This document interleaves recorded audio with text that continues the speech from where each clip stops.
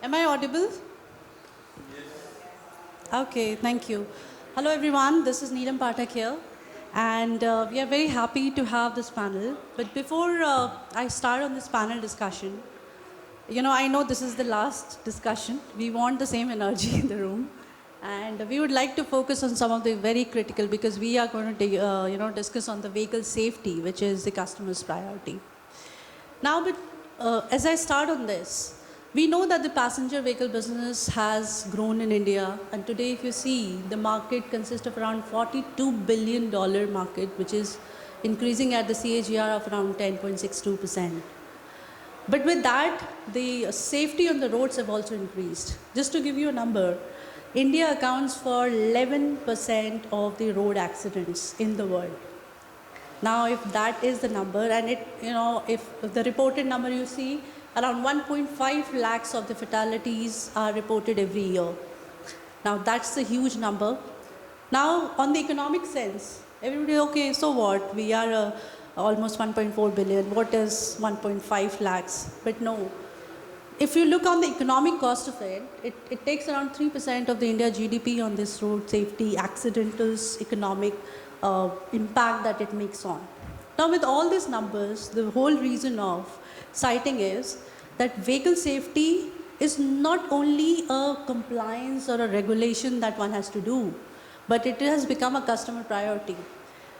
Because we are a consulting firm, we do a lot of research and data, and the recent surveys has shown that 65% of Indian consumer or Indian customers, because we all know that Indian customers are very sensitive about price and the fuel and all, but now there are more than 65% of the customers who are also asking about what is about the vehicle safety. They want to understand what is the vehicle safety ratings onto that.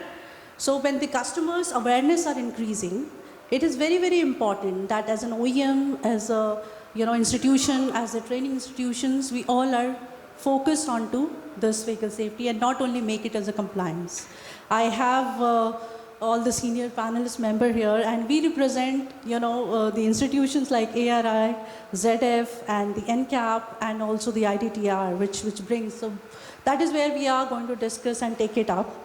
Now, what I'll request my panelists is, when they are starting, they also should briefly introduce themselves, and then that's how we wanted to discuss in. We also wanted to take your questions at the end, so please have your questions at the end. And my first question, maybe, Rahul, I'd like to start with you. Rahul represents ARAI, and ARI being one of the testing and institutions that guides most of the safety compliances. Now, Rahul, we discussed about this, how the customers are prioritizing onto the safety. They are seeking on what is the safety ratings and all that. So if I ask, how is the ARI helping the OEM design a vehicle? Not only that they have to meet a regular compliance, but also they should win the customer's trust on the safety. If I have to understand that, and our people have to understand here. Good evening. My name is Rahul Mahajan. I am heading Passive Safety Lab at ARAI, and I also head the Design and Simulation Lab at ARAI. So now I am in a good position to answer you from both the sides. One is, yes, there are regulations, but if we really see a trend nowadays, total testing what we do at ARAI, if we see the percentage, certification tests we are doing only 20%, and rest all is a development test. So at ARAI we are quite equipped with the latest technologies which are available globally. So to cite some examples, we have very high ultra modern high fidelity dummy which is used for crash testing, which is available in India, and we are offering it to OEM as a service. It is not there in the regulation, but for development or for export purpose, it is always required. So we are supporting OEM in that sense. Secondly, we have a development tool called acceleration sled, which mimics the crash test without doing a crash. So it is helping now to develop resistance system, which is a core of any passive safety, like belt, seats, and airbags. So we are in position now to evaluate them for development purpose. Rather, there is no regulation as such for the test which we are doing there. But it is really helping to now develop those things in India. So that is how we are trying to address the need of Indian OEMs. So we are trying to support not only Indian OEMs but the global OEMs which are present in India. So they are also now depending upon our facility for development rather than they send their vehicles to their respective parent companies. Thank you, Rahul.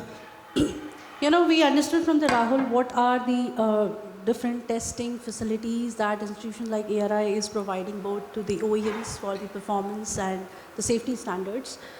It's also important, so it's not only that we equip our vehicle with all the safety, but it's also important the human behavior, the person who is sitting behind, you know, on the driving wheel. And how is their awareness, how is their training about this? Because road accidents is not only from the vehicle perspective, but also how the driver is driving. And on that, I wanted to touch base with you, Dinesh. It's like Dinesh represent on the IDTR side, that when the technology and regulations are important, but the training and the driver behaviors are also important. So based on your experience at IDTR, how have, what are some of the common gaps that you have seen in the driver awareness, and you feel that these are the instructions that should be given to them and you guys work on that part?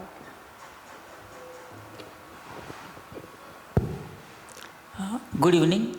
I am Dinesh Mandore from IDTR Pune. I have worked in industries and then I joined IDTR in the training line. For last 10 years I am working here, and we have trained thousands of drivers in the last 10 years, maybe 35,000 drivers. In that we have found there are some gaps for enhancing the performance of the driver on road, especially focused on the road safety. So these gaps are related with the vehicle and attitude and behavior of the driver also. So if we have a general few things I will mention. Like first, it starts with the dynamic behavior of the vehicle. Many drivers are trained in only handling the vehicle, but we have identified a gap. The vehicle is having a freedom in 3 axes: roll, pitch and yaw. That dynamics is not generally covered, so we cover that also. We have already incorporated that in our training program. Vehicle is having some freedom, some threshold of instability. After that it will go into the roll or pitch or yaw. So that we have added.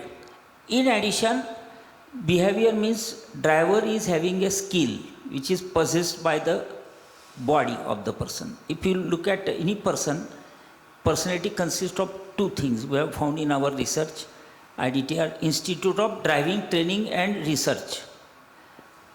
So the skill, suppose we take a skill of swimming skill or handling a gun or stitching clothes, like that driving is also a skill. That skill is possessed by the body of the driver. And how to use that skill, how to control that, is the mind which is executing control on the driver's behavior. So we have incorporated a special subject, psychology of drivers. So that was the gap which is not addressed by other training or other driving schools or general methods followed at any other location for driving, for training the drivers. But we, in addition to teaching the driving skills, we introduce the psychological approach also and address to the driver's mind that it is in your hand.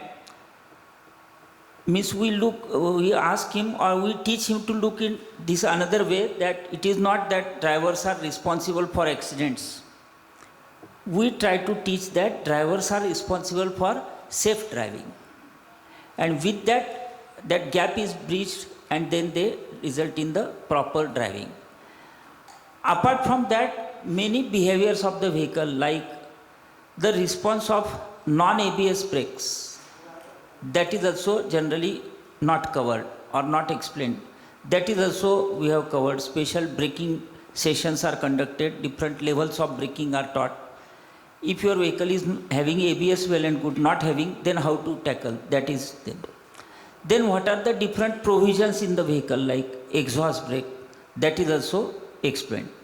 And from that angle we approach the driver's training, and whatever exclusive area is left like blind spot, black spots, other things, and special skills in parking, negotiating a turns, going on up gradient. So these are generally overlooked, and the risk carried while carrying the dangerous goods or hazardous goods, that is also addressed. And from that angle, the person's training becomes overall and fulfilled training, and then he can handle the road situation appropriately. Thank you, Dinesh. Thank you for specifically telling on the areas.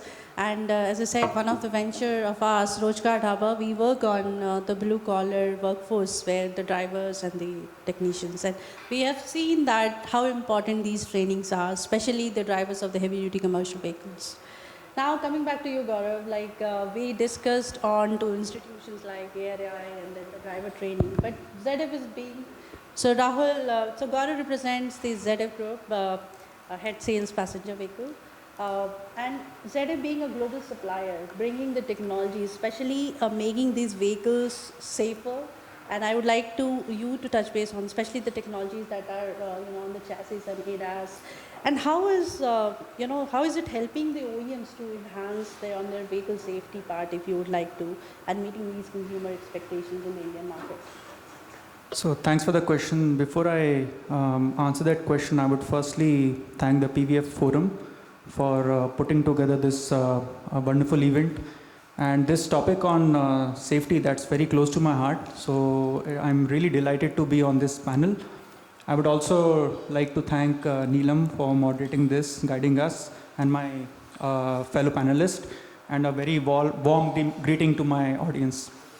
Now, to understand safety, the way I look at it is there is a big tectonic shift in the Indian customer mindset.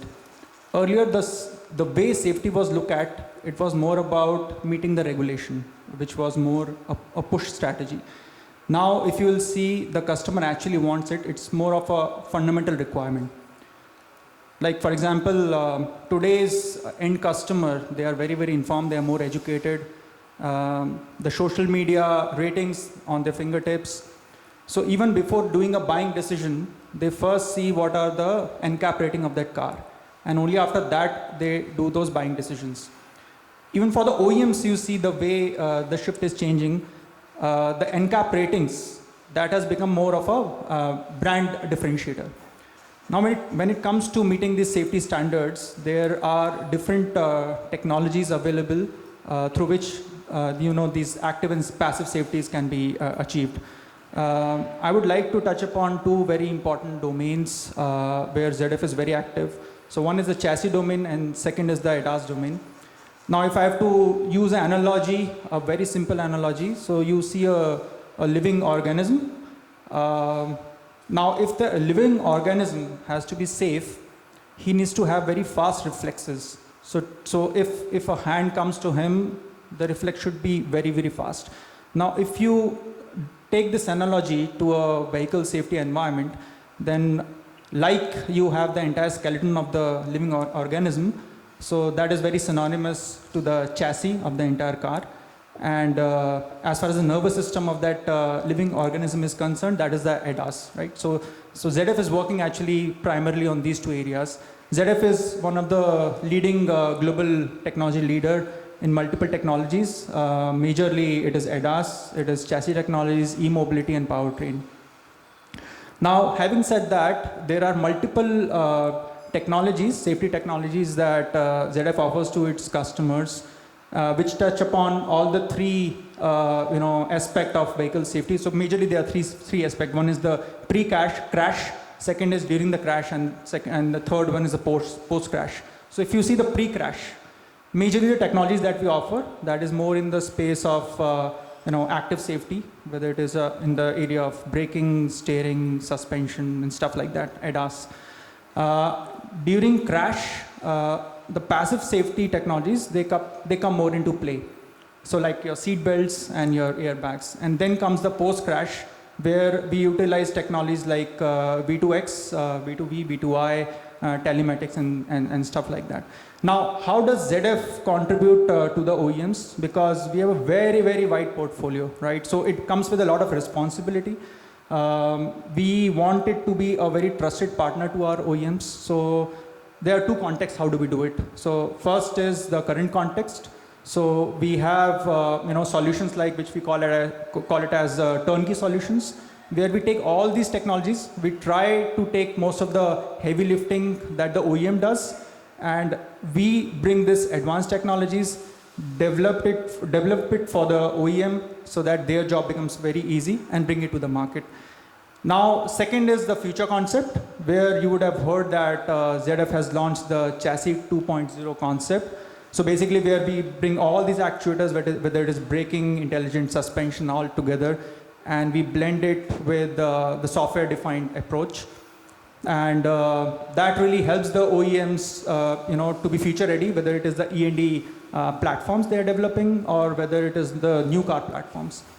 Now, lastly, I would want to also highlight that how all these advanced technologies ZF is trying to adapt it to the Indian environment. I would like to give 2-3 examples to that. So firstly, on the braking side, ZF is trying to introduce the one-box system, where we are able to reduce the stopping distance of the car so that the NCAP rating can be bettered.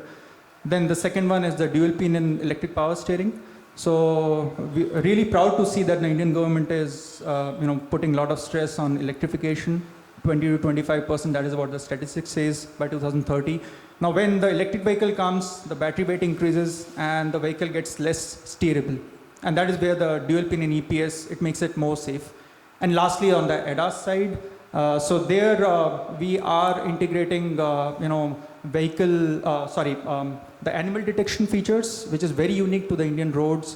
You see cows, you see stray dogs, so that you hardly see in any of the markets, right? So these are some of the insights from ZF. Thank you, Gaurav, for talking on the technology. And for me, it is learning. And as I said, for our audience also, it would be learning to understand what are the trends in the technology that are coming, and how is the suppliers like ZF are strengthening the OEM's, safe vehicle safety. Now, we have talked about people's behavior, institutions, this thing, and also now in the technology part. Let's also talk about the rating systems. And we have Mr. Raj Kumar, who heads the Bharat NCAP, the new car assessment program, which was launched by Ministry of Road Transport in August 2023, I know. Okay, thank you for October 23. So this is, maybe I'll ask Raj Kumar to explain what it is first. And then, I also have this question, Raj Kumar, like since it is launched, how have you seen the trend, especially for both the OEM side and the customer side? How is the adaptation from the OEM side to make it more better in the rating? And now the customers are also asking, okay, what is this NCAP rating for the vehicle that they are purchasing? So how have you seen this trend roll out since the rollout of the Bharat NCAP, if you would like to highlight on to those parts? Yeah, thank you, ma'am. Thank you, our co-panelists, and good evening, all of you. I would like to thank first PVF for inviting Bharat NCAP for this event. Bharat NCAP basically, is for the safety rating of the car. But before speaking anything, I just want to ask one question to the audience, if you permit me.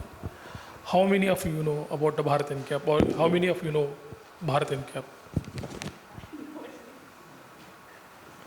Yeah, good numbers. Thank you very much.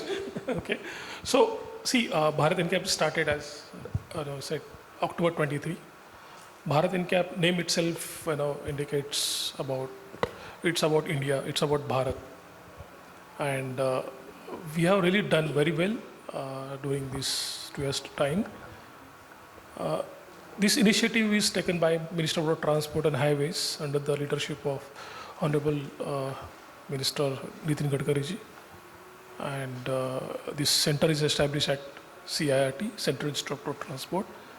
I am a part of Central Institute of Road Transport as a head Bharat NCAP, but beyond Bharat NCAP, I also worked in a CIRT, working in a CIRT in various roles.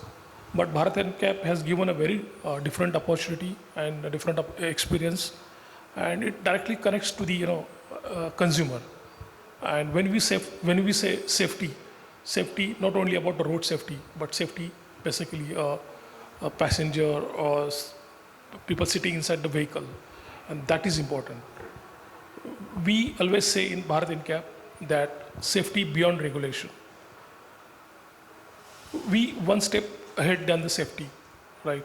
And when we say safety beyond regulations, we do like various tests under the Bharat NCAP protocol 197, AS 197, and that 197, it's full-fledged protocol as of now. And basically, if you compare with earlier global NCAP and now Bharat NCAP, the protocol is almost same. So earlier OEs used to go to the global NCAP for safety star rating, but now almost all the vehicles which are recently safety rated, almost we have done for more than 20 vehicles, and all are from Bharat NCAP. That itself shows how this program is popularly accepted by OEs and the consumers also. More and more OEs are coming for the star rating at the Bharat NCAP. The confidence level and number of vehicles. Apart from that, I'd like to mention very clearly that earlier when we used to have a global NCAP, that time we had from 0 to 5-star rated vehicle. But now if you see, most of the vehicle which we have rated, those are 5-star. But doesn't mean that how all the vehicle, almost all 80% vehicles are 5-star. So that indicates the quality which are given by OEM to the consumers.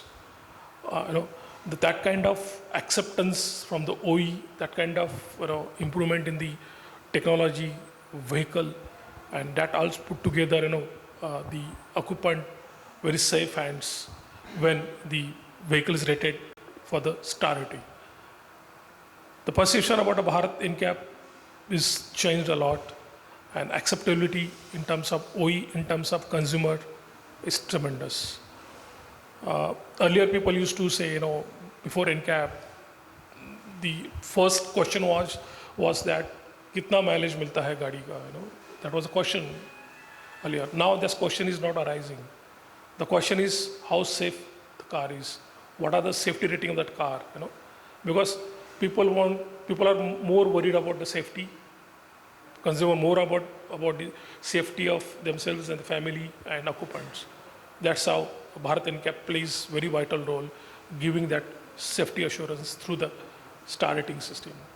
And I hope in future also we will be doing more and more technologies bringing into the Bharat NCAP that will assure you more and more safer cars. Thank you. Thank you, Rajkumar. So, yeah, please. There are few more interesting statistics about the penetration of Bharat NCAP rated vehicles in the market. So if we see the number of vehicle sale which is happening in India since the NCAP has been started, now it is almost 16.5% vehicles which are now getting sold in the market are star rated. So that is a big number. Secondly, if we look at another way of looking at it is how many new models are coming into market, and out of that, how many are star rated. So that percentage has gone up to now 75% for the recent vehicles.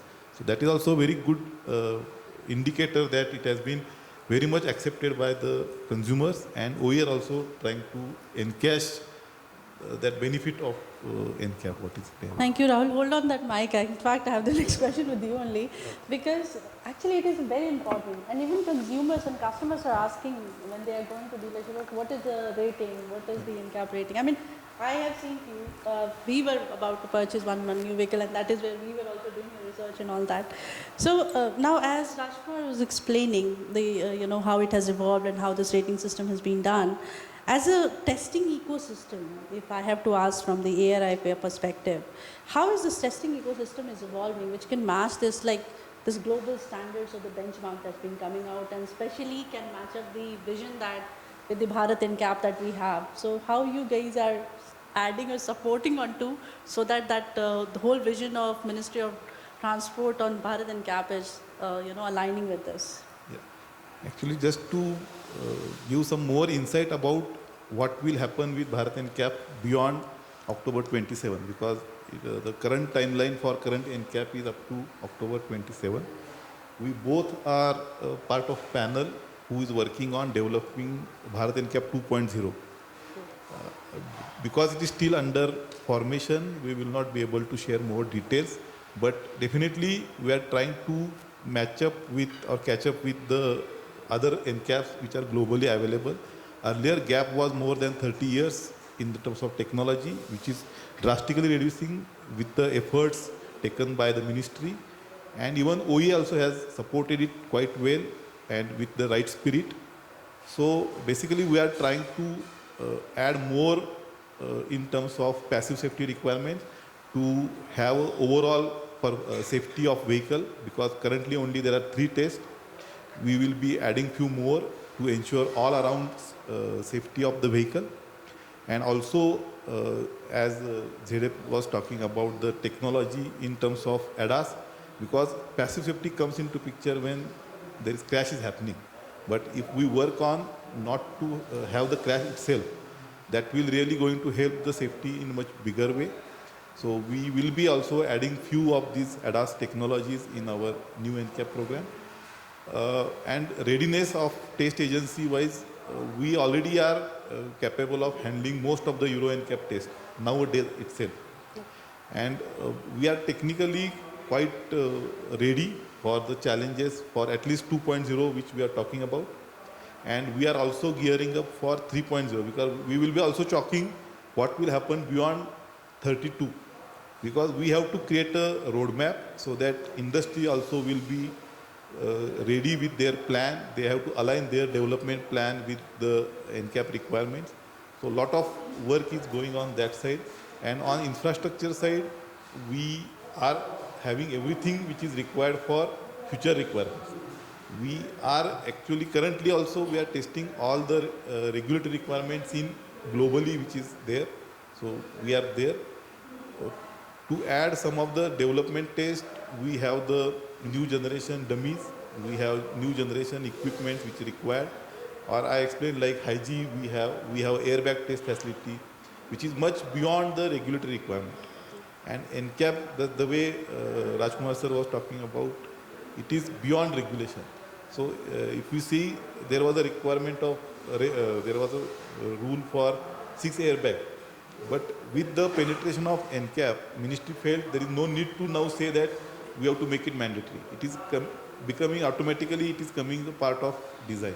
So that's how NCAP is really helping, and it is, regulation is now only a formality nowadays. This is what. Thank you, Rahul. Thank you. My next question goes to Gaurav. So Gaurav, you heard what government agencies are doing. They are tightening on our safety standards and also coming with the ratings, and already explained the vision for 2032 and how tightening it is going to be more. Now from the OEMs and supplier side, now how you guys, especially the OEMs and the suppliers, are collaborating to gear up for what's been coming on and delivering a much more safer vehicles, to the Indian customers that's been coming in? It's a very relevant question. So let's look at the Indian passenger market, say 5 to 7 years back. Safety was considered to be a responsibility only of the engineering department, right? But now there is a big mindset change. Now it's the entire ecosystem who is responsible. Now, who are the part of this ecosystem? Of course, the OEM, suppliers like us, and then we have the government regulators who are my fellow panelists.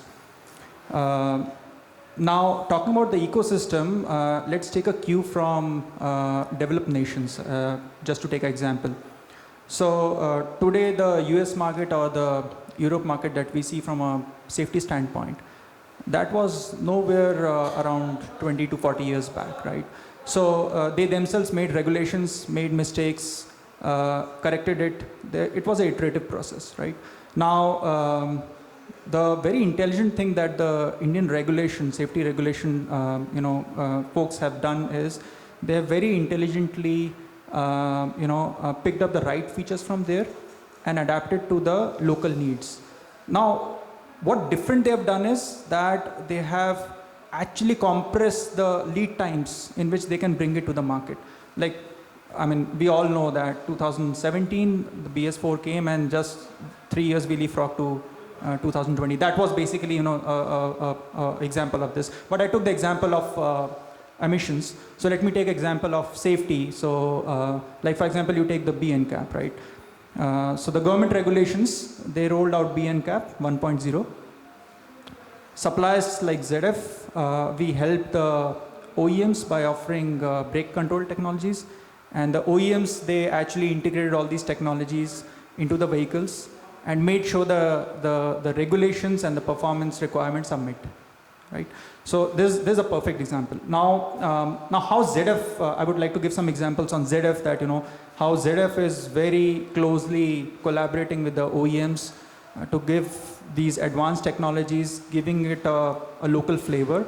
So two such technologies. First is the electric parking brake. Now, in general, an electric parking brake, that's considered to be a feature or a product which is more on the comfort and the safety side. And if you see the Indian regulation, which is the CMVR 96, that only mandates that any braking system that should do only two functions. One is the service brake function, and second is the parking function, right? Now, a very key element is missing. Suppose if the hydraulic line fails or a hydraulic braking system, it malfunctions, the vehicle is prone to accident, right? So in short, there is no emergency braking requirement baked into the existing regulation in India, which can be achieved through a EPB, electric parking brake, through dynamic deceleration. Now this is very well defined and mandated in Europe regulation. So what ZF is doing is they have collaborated very closely with some Indian OEMs, and now very recently we have launched the electric parking brake also in India with the intent to localize it. Now when we do that, our prime intent is, which is also the ZF global strategy of Vision Zero, and in India we want to make the roads very, very safe, right? That is our mission. So coming back to the EPB part, while partnering with these OEMs, basically we want to democratize this technology so that it can be brought in more and more cars. And at the same time, like the example of emergency braking or the dynamic deceleration I spoke about, we make the OEMs package protect and be future ready. So this is one example. Second example I would like to give from the ADAS domain, wherein we all are aware that the Indian road conditions are very challenging, whether it is the road conditions, very diverse, traffic conditions, two-wheelers, four-wheelers, they do a lot of lane cutting. So what ZF is doing is we are trying to train our machine learning algorithms so that a early cut-in scenario can be predicted much in advance. And that is when the ADAS system of ZF that can trigger all these actuators, the safety actuators of the vehicle much in advance and make the Indian roads more safe. Thank you. So basically you're mentioning the predictive warning signals or the early warning signals that can come in and that can help in through those of the technology. Exactly. I mean, this is some of the things that I understood. Now, thank you, Gaurav. Coming to Dinesh, we talked about technologies part, but as I said, behavioral ecosystem trainings. So how do you think, Dinesh, is this training programs, especially the driver trainings programs, that can be integrated with the OEMs for creating this more safer ecosystems on the roads? If I have to understand your views, that what can be done and how can it be seamlessly integrated? How can OEM also adopt some of this, or can IDTR can support onto that? For this, there is a big list which is prepared based on the 10 years experience in training and handling different drivers and analyzing different cases of accidents.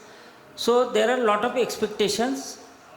It starts with the qualification of the trainer who is going to impart the training.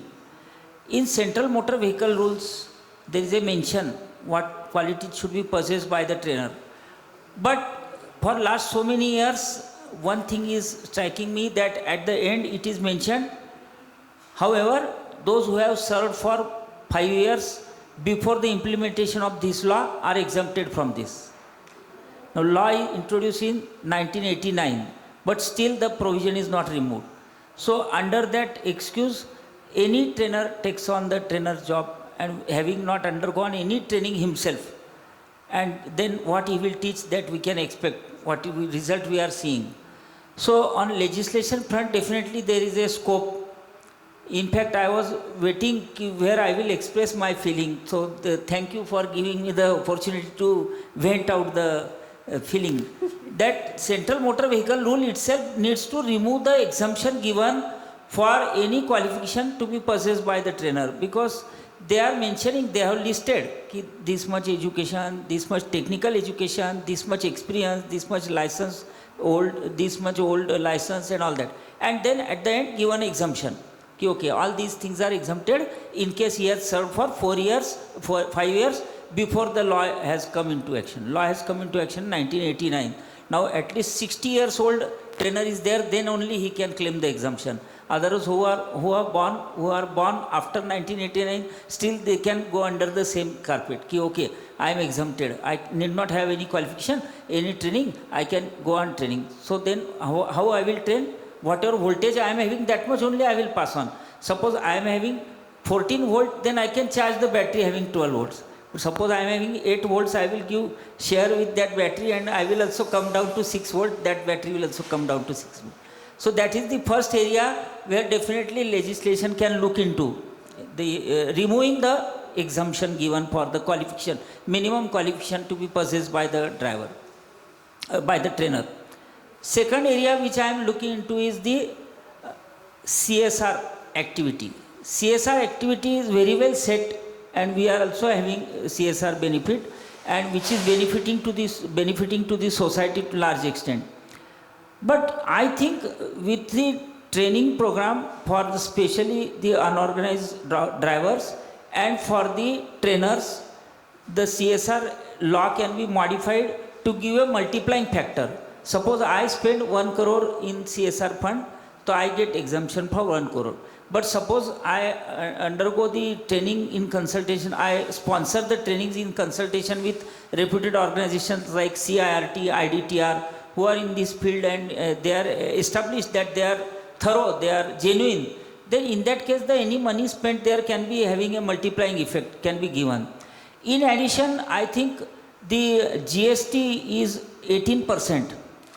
It is considered as a service, driving training I am giving. So 1000 rupees fees, then 180 rupees tax.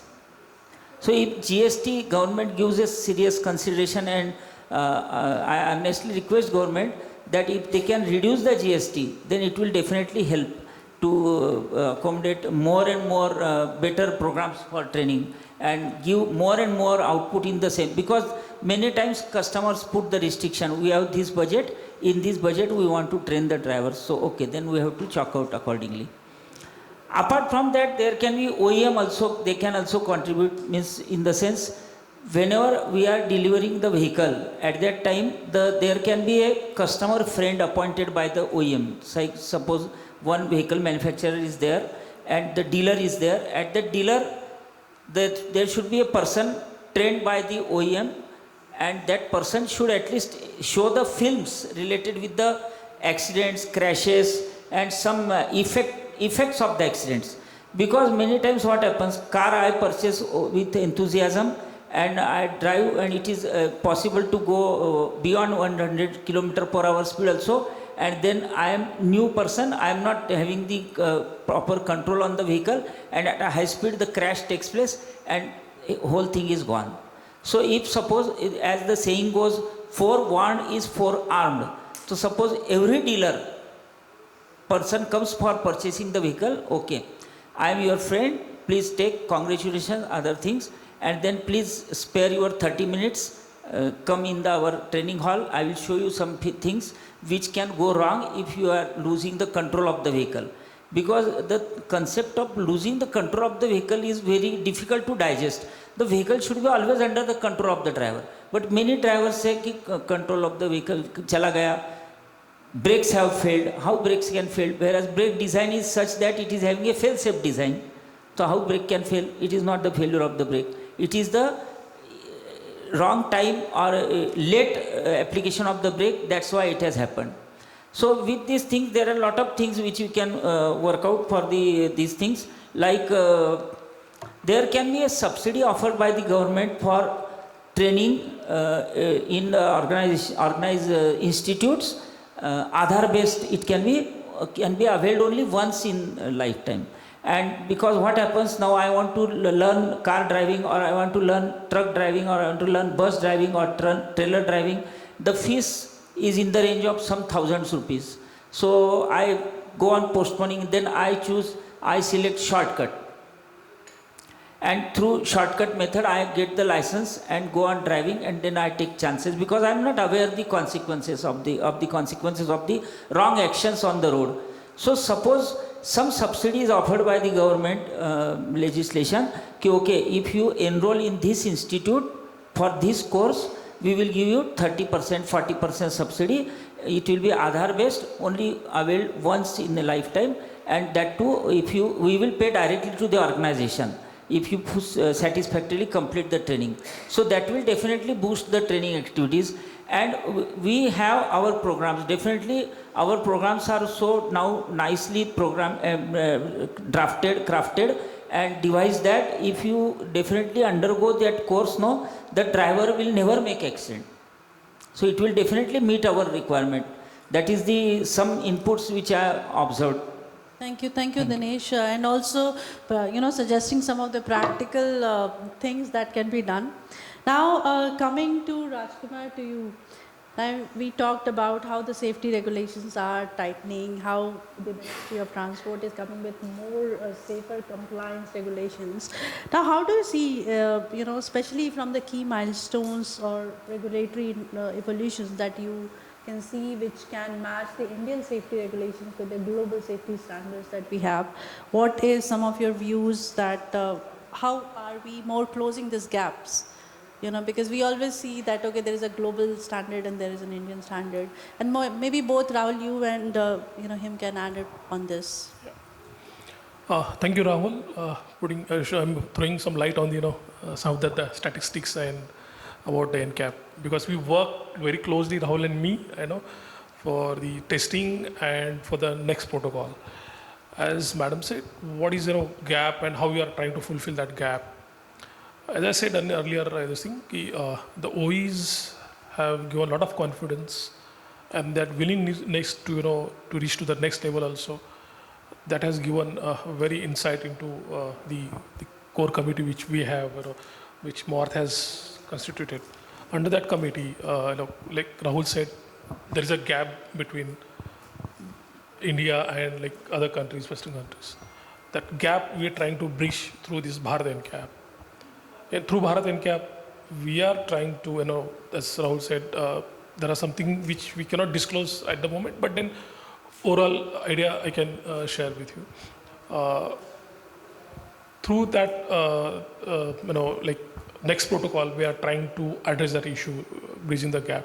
As I said earlier, Bharat NCAP is beyond regulation. The taste or technologies which are covered in the regulations, we are not touching that. We are moving one step ahead than that. So next protocol will be covering all those aspects, and we'll try to match with global norms or global Euro norms and those things. Not exactly Toto, but maybe 2.0 or 3. Maybe beyond 3.4 also. But definitely, there are other safety standards, like safety features or various pillars we are talking about, like safe driving pillar. So safe driving, will give you a lot of assistance for the drivers to drive vehicles safely. So there are various technologies available, in the market, and most of the technologies are, available in the vehicles. Those technologies are provided by the, OEMs, and they may be one of the suppliers of those technologies. So next level is crash avoidance.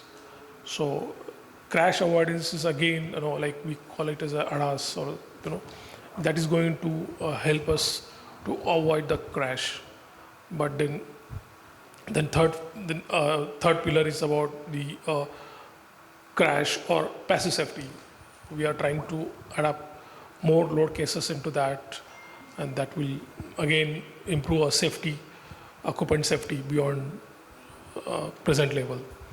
And the next is vulnerable road users. We are taking into the road users also into considerations. For they are also the first user of the road, and we have to take care of them also.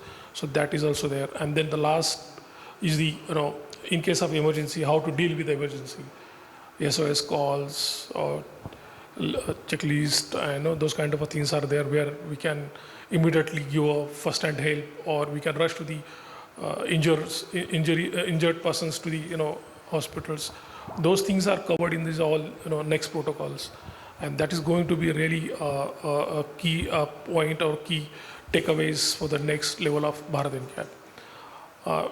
Present protocol covers about the passive safety and some safety assist technologies, but that is a really good beginning for India, and with this we have achieved a really good milestone in India's favor when it comes to safety of the cars. And today's cars, not less than any other developed countries, what we are driving in the Indian roads. And I hope that will be a future also. We will be delivering more and more such kind of safer cars for Indian users. Thank you. I would like to add to my colleagues. So to bridge this gap between the India regulation and the global regulation, ZF is trying to use technology. So while we take a responsible role of being a trusted advisor to our OEMs, so like we use simulation tools. So if you see the Europe regulation, so the regulator is the UNECE, right? So every 4-5 years they bring on new protocols, they refresh the protocols. So like the GNCAP next protocol is coming in 2026. So the same car which would have qualified a 5-star rating maybe in the last protocol or the existing protocol will be able to meet only 3 or 4 star, right? So as ZF, what we do is we try to use our simulation tools, and through those simulation tools we try to forecast that with the same set of technologies, safety technologies, what is the maximum